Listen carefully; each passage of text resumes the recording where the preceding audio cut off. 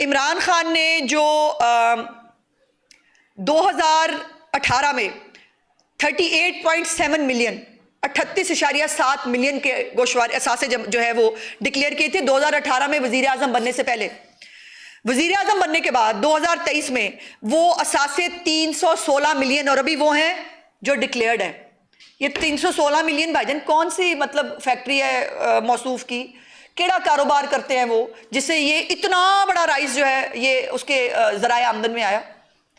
तो वो डॉक्टर उस्मान मेरा ख्याल है अपने कज़न के करतूत वहां बता रहे थे कि चूंकि मेरा कज़न बहुत करप्ट है और वो उस मुल्क में होता है इसलिए इसका जीएसपी स्टेटस खत्म कर दे। भाई तुम्हारा कज़न है, उसकी सजा पाकिस्तान को तो मत दो, और ये बाहर बैठ के हमें मत बताओ कि पाकिस्तान के लिए क्या जरूरी है। तुम्हारी डिक्टेशन ना तुम्हारे कज़न की ली थी ना तुम्हारी डिक्टेशन चाहिए। और अब ये कहना कि पीटीआई क्या जो है वो इससे लेना देना नहीं। कासिम ने ये तो नहीं कहा कि जीएसपी स्टेटस खत्म कर दिया जाए। कासिम वहां करने क्या गया था? कोई कमेटी पार्टी थी वहां, या वो वहां पे कोई मतलब वो चाय पीने के लिए गए थे? वो रिवोक करने के लिए एक तकरीब जो है वो उसके ऊपर डिस्कशन जो है वो रखी गई थी, जिसके साथ मैंने बताया कि जिसमें बैंड ऑर्गेनाइजेशन के लोग मौजूद थे। ये वहां बैठ के और क्या करने के लिए गया था? और वहां पर इंसानी हकूक का रोना, बुनियादी इंसानी हकूक की खिलाफ वर्जी का रोना इसलिए था बिकॉज जीएसपी स्टेटस जो है वो उसके साथ लिंक करती है यूरोपियन यूनियन। तो ये मतलब जो है ना, इसको इस तरह से बातों को अब ट्विस्ट करने से बात नहीं बनेगी। वो डॉलर खोर हैं, वो डॉलर ग्रुप जो है वो है अपनी नौकरी कर रहा है। और अल्लाह की शान ये है कि ये डॉलर ग्रुप जो है, जो जाली डिग्रियों वाले भी हैं, जो जाली फेक भी हैं, डॉक्टर भी हैं, कई जो है अंगूठे लगवाने वाले भी हैं, अब वो हमें बताएंगे और हमें समझाएंगे कि हमें क्या करना है और हमें इनसे किसी चीज के सर्टिफिकेट की जरूरत है। कमाल बात। इनका जो अब ये सोशल मीडिया के ऊपर यू टर्न लेने की एज यूजुअल कोशिश कर रहे हैं, लेकिन बात अब बनेगी नहीं इस तरह से, क्योंकि इनकी इस दानिस्ता साजिश, दानिस्ता अगेन जो माशी हालात के खिलाफ 9 मई किया है कासिम गोल्डस्मिथ ने, उसके बाद पाकिस्तान में जो पहले ही खित्ते के बुरे हालात हैं, पहले ही हम एक क्राइसिस की सूरत हाल में हैं, जहां पेट्रोलियम प्राइसेस, हम ऑस्टेरिटी की बात कर रहे हैं, यहाँ पर जो है वो लोगों के रोजगार जो हैं वो एट स्टेक हैं।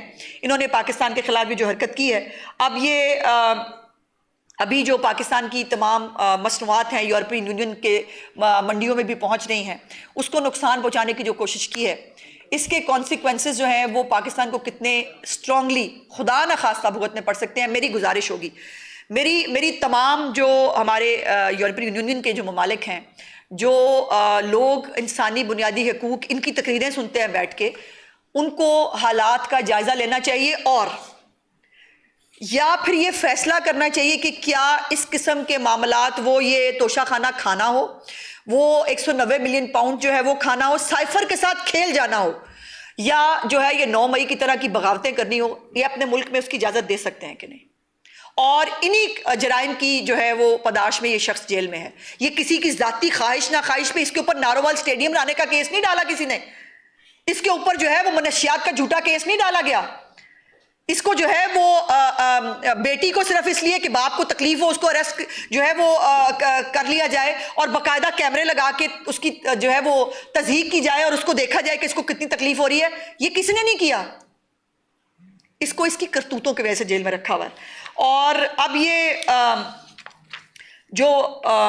इसी जो इवेंट है, इसकी भी साइडलाइन सेशन के अंदर बलूचिस्तान के हवाले से भी एक गुमराहकुन प्रोपेगेंडा किया गया, और वहाँ पर भी जो है वो जो भारत की प्रॉक्सीज बन के पाकिस्तान के अंदर हालात ख़राब करते हैं, दहशतगर्दी करते हैं, उनको जो है वो बलोच कौम के साथ एसोसिएट किया गया। बलोच कौम जो है वो बहुत पुरअमन, एक बहुत सकाफत तहजीब याफ्ता जो है वो कौम है, उनका कल्चर बहुत रिच है, वो पाकिस्तान से बहुत मोहब्बत करते हैं। लेकिन बलोचों के नाम के ऊपर जो सियासत चमका रहे हैं और जो बलोचिस्तान की तरक्की जिनको अच्छी नहीं लग रही, जिनको बलोचिस्तान की मयारी तालीम और सेहत की सहूलियात अच्छी नहीं लग रही, वो फिर BLA, BNM और BYC जैसी प्रॉक्सीज जो है वो फिर इस तरह की हरकतें जो है वो करते हैं।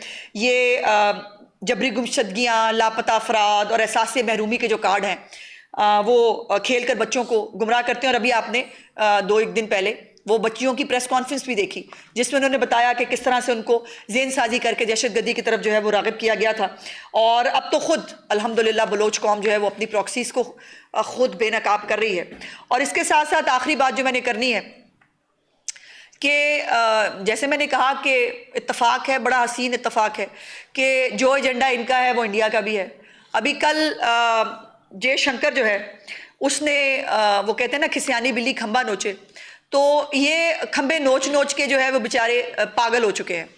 और अब तो मतलब हज़ियान बकने की जो है वो हालत यहाँ तक पहुँच गई है कि अब वो गालियाँ देने पे उतर आए हैं। तो भाईजान गालियाँ देने से पाकिस्तान की जो इस वक्त अहमियत है, जो सेंटर स्टेज पाकिस्तान ने हासिल किया हुआ है, जिसमें मोदी को मुल्क के अंदर भी और मुल्क के बाहर भी बैश किया जा रहा है। मोदी से पूछ रहे हैं भाई पाकिस्तान ने इतनी अहमियत हासिल कर ली, तुम कहाँ हो? और इंडिया जो है वो पीछे रह गया, उनके अपने लोग एक्सेप्ट कर रहे हैं। उसके ऊपर जो है वो जयशंकर साहब जो हैं उन्होंने एक घटिया गुफ्तगू की एज़ यूजुअल, जो उनका तुर्रा इम्तियाज़ है। लेकिन जहाँ दलील ख़त्म होती है वहाँ गाली शुरू होती है।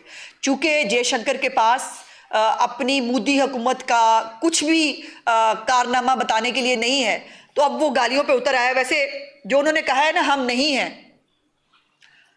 हाँ जी, तो मेरा ख्याल ये है कि जो इनको प्रेशर इंटरनेशनली भी फेस करना पड़ रहा है, जो पाकिस्तान की तरक्की और पाकिस्तान की जो खारजा पॉलिसी इस वक्त अल्हम्दुलिल्लाह फील्ड मार्शल और वज़ीर आज़म पाकिस्तान की जो ज़ेरे क़यादत वज़ीर ख़ारजा इसहाक़ डार साहब ने जो इतनी मेहनत की है, अभी तक मई से ऑनवर्ड पाकिस्तान जिस एक फ्लाइंग एक स्टेटस के ऊपर है, उसके ऊपर इनकी तकलीफ़ बनती है। तो मैं तो इनके लिए जो है वो सिर्फ दुआ कर सकती हूँ। और ये यकीनन जयशंकर जो है उससे बाय द वे 9 मई के उसके हमारी जो जंग है मार्का है उसके बाद भी इससे इस्तीफ़ा भी मांगा गया था, और ये उसकी वजारत की नाकामी है जो उसके ऊपर वो जो है वो ये शर्मनाक बयान दे रहा है। लेकिन इस तरह के बयानात से कोई फ़र्क तो पड़ने वाला है नहीं। अपनी असलियत और औकात जो है वो मोदी हुकूमत गाहे बगाहे दिखाती रहती है, वो दिखाते रहेंगे। लेकिन अल्लाह का करम है कि पाकिस्तान का जो मुकाम परवरदिगार की ज़ात ने और पाकिस्तान ने बहुत मेहनत से हासिल किया है, उसको ये छोटे छोटे बौने ख़त्म नहीं कर सकते। बहुत शुक्रिया। अच्छा मैडम, अभी जिस तरह आपने फरमाया है कि मौजूदा हालात में जो पाकिस्तान है वो पूरी दुनिया का अल्हम्दुलिल्लाह है, तो आप समझती हैं कि इस सारे सिनेरियो के पीछे फील्ड मार्शल आसिम मुनीर और वज़ीर आज़म शहबाज शरीफ का एक बड़ा अहम और कलीदी रोल है? अगर इनकी कोशिशें ना होती तो फिर पाकिस्तान इस वक्त किस नहज में पहुंच चुका होता? देखिए, बिल्कुल इसमें कोई दूसरी राय नहीं है। जैसे मैंने पहले भी गुजारिश की कि अल्लाह पाक का वो करम जो उसने मार्का हक में कामयाबी की सूरत में पाकिस्तान को अता किया, और उसके बाद पाकिस्तान ने अल्लाह का शुक्र यह है कि ऊंची ही परवाज़ ली है, और दिन ब दिन पाकिस्तान जो है वो आलमी दुनिया में वो मुकाम हासिल कर रहा है जो शायद ही पाकिस्तान को कभी हासिल हुआ था। और इसमें जैसे मैंने पहले भी गुजारिश की कि एक जो टीम है जो फील्ड मार्शल की, प्राइम मिनिस्टर की, और जो हमारे डिप्टी प्राइम मिनिस्टर और वज़ीर ख़ारजा ने जो इसके ऊपर पूरी दुनिया के अंदर जो पाकिस्तान के तशख़्ख़ुस को, पाकिस्तान के वक़ार को जो बुलंद किया है, उसे यकीनन हमारे मुल्क के अंदर जो कुछ लॉबीज़ हैं उनको बड़ी तकलीफ़ है, और इंडियन और इजरायली लॉबी को तो तकलीफ़ है ही है। जी अरसना, एक शख्स मरीज है जिस्मानी भी और ज़हनी भी। अच्छा जी, तो अब तो दोस्त ममालिक भी हमारे साथ खड़े हैं, पूरी दुनिया हमारे साथ खड़ी है, तो क्या किसी जगह पे इसका कोई इलाज ऐसा है कि उसका ज़हनी इलाज भी हो जाए और जिस्मानी इलाज भी हो जाए, कि हुकूमत का काम है? देखिए, बात यह है कि उनके मसाइल ये हैं कि उनको घड़ी की सुइयाँ नज़र नहीं आती हैं जी। अब वो खुद बेटे को कह चुका है कि मेरी आंख ठीक हो रही है, बाजी मानने को तैयार नहीं, वो बाहर खड़ी हैं। वो बाजी जो है वो फसाद डालने के लिए तैयार खड़ी है, नहीं हो ही नहीं सकता, हो ही नहीं रहा। तो उनके तो घर वाले नहीं चाहते भाई उनका इलाज हो। और मैं समझती हूँ कि वो डिप्रेशन, तन्हाई और रिजेक्शन का जो एक उनको एक जो वो मिला है ना धचका, वो उनके लिए नाकाबिले बर्दाश्त है।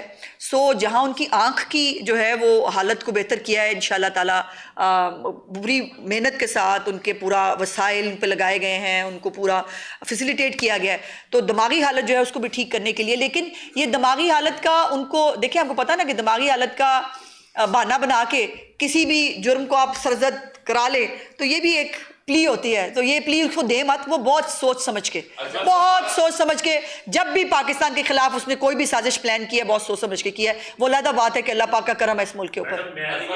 अली आया पहली दफा। ये बताएं कि 9 मई के मुताबिक आपने इस हमले को करार जी। दिया जो कासिम खान ने बयान जी। किया, उस वक्त भी पंजाब हुकूमत ने बाकायदा ऐलान किया कि हम पाकिस्तान तहरीक इंसाफ को बैन लगाने के लिए इलेक्शन कमीशन में भेजेंगे, और गालबन वो भेज भी दिया गया था। आज आप दोबारा कह रही है कि रियासत पर दोबारा हमला हो गया, लेकिन इससे पहले वाली जो आपकी दरख्वास्त है उस पर क्या प्रोग्रेस हुई? क्या रियासती मैं इसके ऊपर इतना कह सकती हूँ सिर्फ कि यकीनन ये फैसला किसी एक जमात ने नहीं करना। ये फैसला हमें मिन हैसल कौम और पूरी रियासती मशीनरी को एक दफ़ा करना है, और उनको ये बात जो है वो अब अगर तय कर ली जाए कि ये कल भी फितना था, ये आज भी फितना है, और इसकी फितना गर्दी कभी ख़त्म नहीं हो सकती, और पाकिस्तान और कितना मुतहम्मिल हो सकता है इसकी फितना गरी का। सो ये फ़ैसला इकट्ठे लेके करने वाला है। जब सब इकट्ठे होकर कर लें तो बेहतर है। मेरा ज़ाती आप मशवरा माने, अगर मेरा ज़ाती आप बात पूछें तो इसको बहुत जल्द हो जाना चाहिए। 25 में वज़ीर आला पंजाब मरीम नवाज शरीफ से यूरोपीय यूनियन के वफद की मुलाकात हुई, उन्होंने एतमाद का इजहार किया था कि वफाक और पंजाब और पूरे पाकिस्तान में। अब ये मामला सामने आया है, इसके बाद पंजाब और वफाक की डिप्लोमेटिक अप्रोच क्या होगी? हमारी डिप्लोमेटिक अप्रोच बहुत क्लियर है। जैसे मैंने आपसे गुजारिश की कि कासिम गोल्डस्मिथ का जाके एक मतलब बेशक अब्बा जी चिया सीड्स ज़रूर लेते हैं, बेशक मौसमी का जूस, अनार का जूस लेते हैं, उनका पूरा मेन्यू, उनकी पूरी चीज़ें जो है वो अगर रिक्वायर्ड हों तो उनको भेज देनी चाहिए। वैसे तो उनके सारे यहाँ पर भी लोग मौजूद होते हैं, उनके मिशंस यहाँ होते हैं, उन सबको भी जो है वो भिजवा देनी चाहिए कि भाईजान ये इतने हालात के अंदर ये रहते हैं। अगर आपके मुल्क में भी किसी कैदी के पास अगर इतनी फैसिलिटीज़ हैं और उसके बावजूद जो है वो इंसानी हकूक़, बुनियादी हकूक़ का एक तमाशा नैरेटिव, जैसे मैंने कहा कि क्या अपने मुल्क में जो जराइम इस शख्स ने किए हैं वो अपने मुल्क में अगर अलाउ करते हैं, तो हमारा केस बड़ा क्लियर है। हमने किसी को ज़ाती इंतकाम का निशाना नहीं बनाया, हमारा कोई ज़ाती एजेंडा किसी के खिलाफ नहीं है, लेकिन अगर किसी ने कोई जुर्म किया है उसकी सज़ा उसको भुगतनी है, और वो शहाना और पुरअसाइश जेल काट रहे हैं। इसके बाद तो भाई मतलब यही है कि उनको पीसी के किसी कमरे में शिफ्ट कर दें, उससे भी वैसे पीसी के कमरे भी 7 बैरक्स जितने बड़े नहीं हैं, जरूरत पड़ेगी तो देखेंगे। अच्छा मैडम, ये बताइएगा कि इमरान खान साहब तकरीबन 2 साल से जेल में हैं, और ये पहली बार कोशिश देखी गई है कि पाकिस्तान का जो इतने बड़े इंटरनेशनल लेवल पे जो स्टेटस है उसको खत्म कराने की कोशिश की गई है। नहीं, पहली दफा नहीं की गई, बाकायदा पहली दफा की गई जो मंजर आम पर भी है। क्या आइंदा किसी गैर मुल्की शहरी से इमरान खान की कोई टेलीफोन पर बात नहीं कराई जाएगी? ज़ाहिर पाकिस्तान का मैं इस पे ये कबल वक्त है, मैं इसके ऊपर कोई कमेंट अभी नहीं कर सकती, लेकिन एक बात तो सोचने और समझने की है कि बहनों से मुलाकात हो, बीवी के घर वालों से मुलाकात हो, या बीवी अपने घर वालों से मुलाकात करे, या बेटों से गुफ्तगू हो, वहाँ पर सियासी मकसद ही होता है और कोई ना कोई फितना का पैगाम ही बाहर भेजना होता है। उसका कोई लेना देना उनके हाल चाल पूछने से, उनके ज़ाती उससे उनका नहीं है। हर एक मुलाकात का एक सियासी एजेंडा होता है, वो परसू करते हैं। अजमा साहिबा, आपसे कुछ देर पहले BBC की एक रिपोर्ट आई है, उस रिपोर्ट में BBC ने इस हवाले से ये कहा है कि कासिम खान ने अपनी तकरीर में GSP प्लस स्टेटस का जिक्र भी नहीं किया, और जुल्फी बुखारी जो है, लिखा किसने, वो रिपोर्ट किसकी है? BBC की नहीं, किसकी नुमाइंदा कौन है? मैं देख के बताता हूँ। अच्छा, पाकिस्तानी है। अच्छा जी, BBC की रिपोर्ट के मुताबिक वो कह रहे हैं जी कि मेरी जिक्र नहीं किया और मुखालफत मैंने आप लेट आए हो ना, मैं उनको जिस BBC के भाई ने या बहन ने जिसने लिखा है, यकीनन उनके कॉरेस्पॉन्डेंट्स यहाँ होते हैं, वो ये अपनी अपनी रिपोर्ट्स बनाते रहते हैं। मेरी गुजारिश उस नुमाइंदे से इतनी है कि ये पता करके बता दें कि कासिम गोल्डस्मिथ साहब जो है वो ऐसी सिटिंग जहाँ पर पाकिस्तान के GSP स्टेटस रिवोक करने की बात हो रही थी, वहाँ पर वो रोटी खाने गए थे, किसी किटी पार्टी में गए थे, करने क्या गए थे? और वहाँ पर GSP स्टेटस आपको पता है कि वो लिंक करते हैं बुनियादी इंसानी हकूक़ की खिलाफ वर्जियों के साथ। वहाँ पर इस केस को प्लीड करने का मतलब और क्या है? वो वहाँ पे और क्या करने के लिए गए थे? मतलब, और मैंने आपको बताया कि डॉक्टर उस्मान जो उनका कज़न है, उसने तो कोट एंड कोट कह भी दिया कि जो है ये GSP स्टेटस खत्म कर देना चाहिए। ये पहली दफ़ा नहीं हो रहा, मैंने पहले भी गुजारिश की। इजरायली लॉबीज़ हों, कुछ ऐसे कांग्रेसमैन जो इजरायली बैकग्राउंड रखते हैं, कोई भारतीय जो लॉबीज़ हैं, ये अमेरिका भी गए थे, वहाँ जाकर भी उन्होंने पाकिस्तान के खिलाफ फुल लॉबिंग की थी। और पाकिस्तान के इदारों के सरबराहान के खिलाफ वॉशिंगटन की गलियों के अंदर, वॉशिंगटन की सड़कों के ऊपर ट्रक घुमाए थे। और फुल फ्लेज जो ये कर सकते हैं, ये हर स्टेज तक जा चुके हैं। और अब ये है कि अब एक नया पॉन, एक नया प्यादा कासिम गोल्डस्मिथ की शक्ल में जो है वो सामने लाया गया है। रिपोर्टर की जिस रिपोर्ट में रिपोर्टर का नाम ही नहीं है भाईजान, उस पर फिर अब मैं आपसे क्या ही बात करूं। ये फरमाइएगा, एक तो आपने बैरूनी ममालिक भी बैठे हुए हैं जो पाकिस्तानी नहीं है, या उनमें से कुछ बेगोरी हो गया। एक पाकिस्तान में ज़ूम्बीज़ हैं और आप समझती हैं कि थोड़े, बहुत थोड़े, वो लेकिन नेटवर्किंग की सूरत में काम करते हैं। अगर हम पंजाब के तनाजुर में एक महकमा मरियम नवाज ने बनाया था CTD, तो क्राइम बहुत हद तक कंट्रोल हो गया। तो ये जो साइबर क्राइम वाले मामले हैं, ये जो ज़ूम्बीज़ डिजिटल मीडिया पे साजिश करते हैं, साइबर क्राइम के हवाले से अगर मरियम नवाज को अढ़ाक इस तरह का कोई चार्ज 3 माह के लिए दे दिया जाए तो क्या आपने समझ नहीं, ये एक नॉन सीरियस बात है। साइबर क्राइम के हवाले से पंजाब बिल्कुल सीरियस है और हम साइबर क्राइम के हवाले से अपना एक खुद का एक निज़ाम जो है चीफ मिनिस्टर साहब ने उसको तश्कील देने के लिए सिफारिशात तलब की हैं।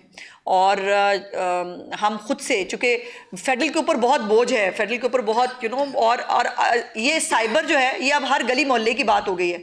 ये एक सेंट्रलाइज जो है इदारा हो, उसके नीचे तमाम प्रोविंसेस के अंदर भी अगर इदारे हों तो ये ज़्यादा अच्छा ऑर्गेनाइज तरीके से जो है वो काम कर सकता है। लेकिन ये बात दुरुस्त है कि जो इजहार राय की आज़ादी के नाम के ऊपर लोगों की पगड़ियाँ उछालना, बदतमीज़ी करना, पाकिस्तान के खिलाफ साजिशें करना नाकाबिले बर्दाश्त है और इसके ऊपर पूरी दुनिया में ज़ीरो टॉलरेंस है। आप कोई दुनिया का मुल्क उठा के देख लें, कहीं पर अपने मुल्क के खिलाफ एक भी सतर लिखना उसको पूरी दुनिया कैसे लेती है। मुझे हैरत यह है कि दुनिया के अपने लिए कवानीन कुछ और हैं, पाकिस्तान को वो किसी और नज़र से देखना चाहते हैं। भाई ऐसे कैसे होता है? आप अपने कैपिटल हिल वालों पे हमला कर, जो उन्होंने हमला किया उनको आप बख्शने को तैयार नहीं, लेकिन हमारा जो यहाँ भगौड़ा है, जिसके भगौड़े बाहर भी जाके बैठ गए हैं और जो यहाँ पर जो है वो अभी इसके ऊपर 9 मई के ट्रायल होना बाकी हैं, उसको वो कहते हैं छोड़ दें, हालांकि वो बादशाह सलामत वाली जिंदगी जी रहा है। लास्ट भाई आज इन पे रहता है सवाल ये है कि बानी पीटीआई का जो खानदान है वो दुश्मन मुल्क के एजेंडे पर काम कर रहा है और अमल पैरा भी है, तो क्या इसके खिलाफ जो बैन अवी अदालतें हैं वहाँ जाए जा सकते? देखिए, मुझे नहीं मालूम ये ज़ाहिर वफाकी हुकूमत का प्रीव्यू है, वो इसके ऊपर क्या करते हैं, लेकिन करना ज़रूर चाहिए कुछ ना कुछ। अब ये भी इत्तफाक होता ना, लीमा बाजी जो है वो उठती हैं या नुरीन बाजी उठती हैं और वो उठ के इंडियन मीडिया को इंटरव्यू देने लग जाती हैं और इस इंटरव्यू के अंदर वो ना इदारों के सरबराहों को बख्शती हैं ना वो इदारों को, और वो फिर वही ना फॉल्स प्रोपेगेंडा, आँख ख़राब होगी जी, आँख ख़त्म होगी जी, उनकी जान को ख़तरा है जी। अच्छे खासे मतलब मौसूफ हट्टे कट्टे मेरे से ज़्यादा बेहतर नज़र है उनकी। जिस दिन से मुझे ये पता चला है कि उनकी बनाई मुझसे बेहतर है, मुझे बहुत कॉम्प्लेक्स हो रहा है भाई। शुक्रिया।